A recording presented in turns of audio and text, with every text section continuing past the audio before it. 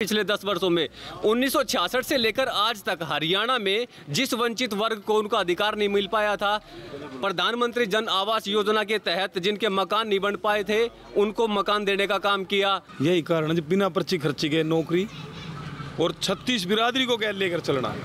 कांग्रेस के बड़े चेहरे नहीं थे, सिर्फ दीपेंद्र हुड्डा और उसके पिताजी थे भूपेंद्र हुड्डा। शैलजा को नहीं लिया, किरण चौधरी को बाहर निकाल दिया, मेन कारण ये है। और जो एससी वर्ग था उसको भी अपेक्षा करते।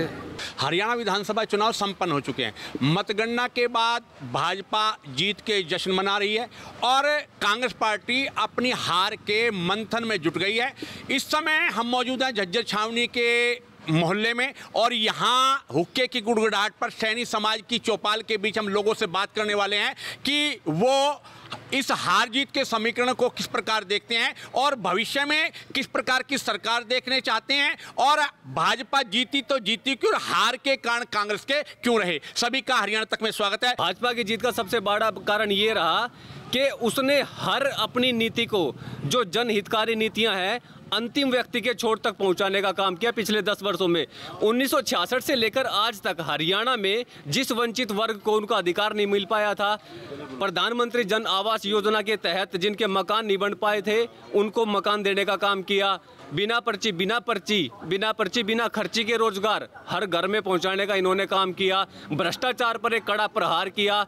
बहुत सारी ऐसी महिलाओं के लिए शौचालय, हर घर शौचालय की व्यवस्था कर दी गई। और तो उसके साथ साथ जो लाडो लक्ष्मी योजना है वो ड्रोन दीदी, कहीं ना कहीं बहुत बड़ा बदलाव पूरे हरियाणा में ये देखने को मिला। इसका कारण है कि बड़े मैंडेट से जो है भाजपा की सरकार हरियाणा में बनी है। और सबसे बड़ा चेहरा, पहला एक हरियाणा में इतिहास लिखा गया है कि ऐसी पार्टी है जो ओबीसी गरीब तबके से आने वाले एक चेहरे को मुख्यमंत्री का चेहरा घोषित करती है और उसी के नेतृत्व में प्रचंड बहुमत हासिल करती है। मेरी बात पता कि जिस समय रुझान शुरू हुए उस समय कांग्रेस की 60 से 70 सीटें दिखाई जा रही थी, लेकिन ऐसा क्या धड़ाम से गिरा कि कांग्रेस जो है वो एक तरह से नीचे डाउन आ गई और भाजपा जो बढ़त लेती चली गई। जी, बहुत साइलेंट वोटिंग जो हुई थी जिसको लोग समझ नहीं पाए और एक रूमर जो था कांग्रेस पार्टी का वो सिर्फ हवा हवाई था, जबकि धरातल पर सत्यता ये थी कि लोग जो है 36 बिरादरी के लोग, चाहे वो स्टूडेंट हो, चाहे वो छात्र छात्राएं हो, उसके साथ साथ युवा वर्ग हो, कर्मचारी वर्ग हो, किसान वर्ग हो, महिलाएं हो, मातृशक्ति हो, सबको एक अमूलचूल जो परिवर्तन भाजपा ने पिछले 10 वर्षों में किया है उसके ऊपर वोट डली है। और जो हवा हवाई जो रूमर था, जो एग्जिट पोल थे, वो सारे रातों रात बदल गए थे। आप बताओ कि आप भाजपा की जीत का कारण क्या मानते हैं। यही कारण है बिना पर्ची खर्ची के नौकरी और 36 बिरादरी को क्या लेकर चलना। कांग्रेस के बड़े चेहरे नहीं थे, सिर्फ दीपेंद्र हुड्डा और उसके पिताजी थे भूपेंद्र हुड्डा। और इसके अलावा बताओ कौन है। कांग्रेस की हार का कारण क्या मानते हैं आप। जो पावर का एक जगह में, एक स्पेस में बाप बेटे का जो वो था, मेन वो था, इन्होंने जो कांग्रेस को तोड़ने का काम किया, जोड़ने का नहीं किया। जैसे शैलजा को नहीं लिया, किरण चौधरी को बाहर निकाल दिया, मेन कारण ये है। और जो एससी वर्ग था उसको भी अपेक्षा करते। सैनी समाज क्या मांग करता आने वाली सरकार से। सेम ऐसा जो 10 साल काम किया उससे थोड़ा बड़ा आगे करे और सेम एज रहे, बिना खर्ची बिना पर्ची और सभी को साथ लेके चलना और पूरे समाज को इकट्ठा रखना। नहीं, क्या लगता है कि जिस प्रकार से शैलजा एक तरह से बीच में नाराज होकर के चली गई थी चुनाव प्रचार के दौरान, तो क्या लगता है कि उसका नुकसान जो है कांग्रेस पार्टी को झेलना पड़ा है और दलित समाज जो है वो छिटक करके भाजपा में आया है। बहुत ज़्यादा नुकसान हुआ और जीटी बेल्ट में जो दलित वर्ग था वो शैलजा का वहाँ पे पूरा प्रभाव था और उसने अपना प्रभाव दिखाया है। बिल्कुल 100 का 100 फर्क पड़ा। आप बताओ, आप कांग्रेस की हार का कारण क्या मानते हैं आप लोग। कांग्रेस की हार के विभिन्न प्रकार के कारण है।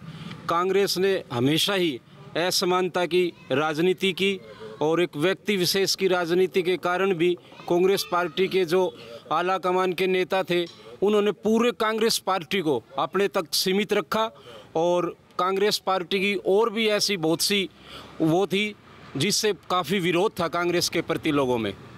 आपका समाज, आप समाज के शायद प्रधान भी हैं सैनी समाज के, आपका समाज जो है वो आने वाली सरकार से क्या डिमांड करता है। हमारा समाज आने वाली सरकार से जो 10 साल पीछे कार्य किए हैं आने वाले समय में छत्तीस बिरादरी के लिए अच्छे से काम करे, जवान भाइयों को नौकरियां दी जाएं और सामाजिक कार्य और जो सार्वजनिक काम है वो किए जाएं। और हुड्डा सरकार का हारने का मेन कारण क्या है वो मैं बताता हूँ। बताओ। हुड्डा सरकार सिर्फ एक ही था, अब की बार हुड्डा सरकार, अब की बार हुड्डा सरकार, कांग्रेस सरकार नहीं। ये इनका आदमी का जो और कॉन्फिडेंस और मैं के अलावा कुछ नहीं था।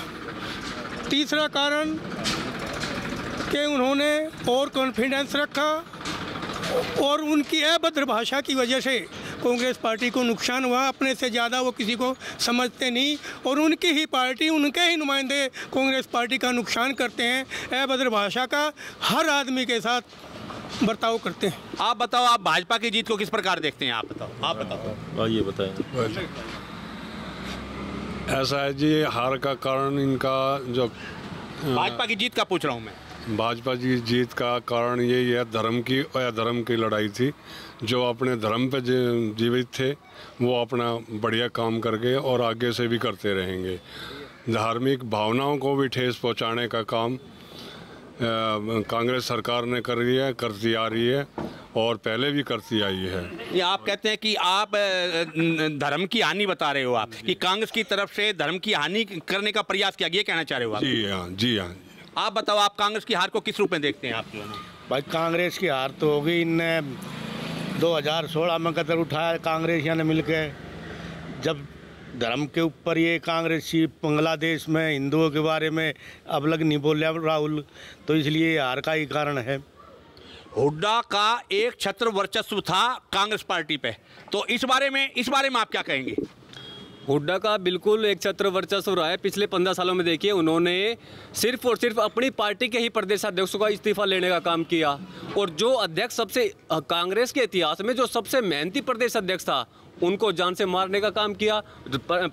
भारत की राजधानी दिल्ली के ऊपर लठ बरसाए गए, जानलेवा हमला किया गया। तो आप कह रहे हो कि उस पर लठ बरसाए, लेकिन वो फिर लौट करके कांग्रेस पार्टी में वापस आ गया। अगर उस पर लठ बरसाए थे तो फिर वो वापस क्यों आता भाई? उसमें इसका मतलब उसने गलत किया या वो ठीक थे? जी, उस टाइम पे उनके साथ अन्याय हुआ था। गॉड, मतलब जो इनकी पार्टी के गॉड हैं आदरणीय राहुल गांधी जी, उन्होंने तब कोई संज्ञान ही नहीं लिया। तब उनको महसूस हुआ कि भाई हाँ, दलित समाज के साथ गलत हुआ है। और उस टाइम पे SC-A और SC-B का जो रिजर्वेशन तोड़ा गया था, आज उनको महसूस हो रहा है कि ये बहुत बड़ा वोट बैंक था, उनके साथ अन्याय हुआ। यही कारण है कि वो बिल्कुल उनका सुपड़ा साफ हो चुका है। पिछले 10 सालों से सत्ता से बाहर है और आने वाले 5 साल ये। तो मेरा भी ये मानना है कि अगर इन्होंने न्याय नहीं किया और अपनी पार्टी में रहकर ही अपनी पार्टी को जो ख़त्म करने का नुकसान की भरपाई नहीं की, तो आने वाले समय में मुझे नहीं लगता कि भाई इनका कभी मैंडेट होगा भविष्य में। आने वाले समय में हुड्डा परिवार की राजनीति को किस रूप में देखते हैं आप? पिता पुत्र की राजनीति पिछले कई वर्षों से जो है देख रहे। धृतराष्ट्र ने जैसे पुत्र मोह में जो है अपने 100 पुत्रों की बलि दे दी थी। मुझे भी लगता है कि बड़े बड़े कांग्रेस लीडर के नेता, कांग्रेस जो लीडर्स थे, उनकी बलि ली गई है पिछले 15 वर्षों में। देखें, चाहे आप राविंदर जी को देख लीजिए, अरविंद शर्मा जी को देख लीजिए, विनोद शर्मा जी को देख लीजिए, नवीन जिंदल जी को देख लीजिए, बहुत सारे सैकड़ों, अशोक तंवर जी को देख लीजिए। अब शैलजा जी के साथ भी कितना अत्याचार हुआ, क्योंकि वो भी तो अपना हक मांगने के लिए गई थी। उनके हक के अनुरूप तो उनको टिकटें नहीं दी गई। क्या रणदीप जी अपना हक मांग ले, उनके अनुरूप उनको टिकटें नहीं दी गई। कप्तान अजय यादव मात्र एक सीट पे उन्होंने कर दिया। तो ये चाहते हैं कि सिर्फ हमारे पिता पुत्र के बीच में ही हम ही राजा और हम ही प्रजा। तो ऐसा बदलाव ऐसा कभी होने वाला नहीं है। जनता समझ। आने वाली सरकार से क्या उम्मीद रखते हैं आप?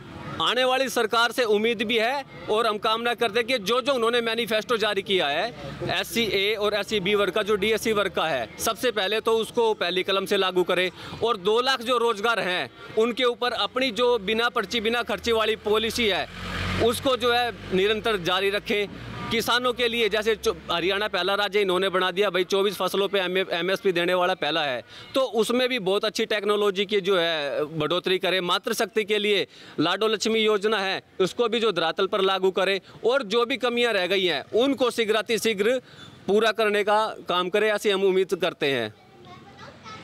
आप बताओ कि आप क्या समझते हैं कि जो आने वाली, क्योंकि भाजपा सरकार का तो लगभग तय हो चुका है कि भाजपा सरकार बनने वाली है, तो क्या लोगों की उम्मीदों पर खरी उतर पाएगी भाजपा सरकार? तो खरी उतरेगी जी। कति मुख्यमंत्री किसको देखना चाहते हो? नायब सैनी को। मान लो के नाम से ही तो इलेक्शन हुआ है, नायब सैनी का चेहरा आगे करके तो इलेक्शन हुआ होगा ना। तो नायब सैनी को देखना चाहते हैं, उसी के नाम पे वोट मिली। अगर जब पार्टी अगर जब उनको नहीं बनाती है तो क्या फिर भी आपका समाज पार्टी के साथ रहेगा? आपका समाज वह तो टाइम बताओगा जी। हम तो साथ थे, बीजेपी पार्टी थे, पहले भी जुड़ रहे थे, अब भी जुड़ रहे हैं। ये तो नायब तो अब आया, मोदी जी हमने 3 बार योजना में वोट दे ली, तीसरी बार दी अब।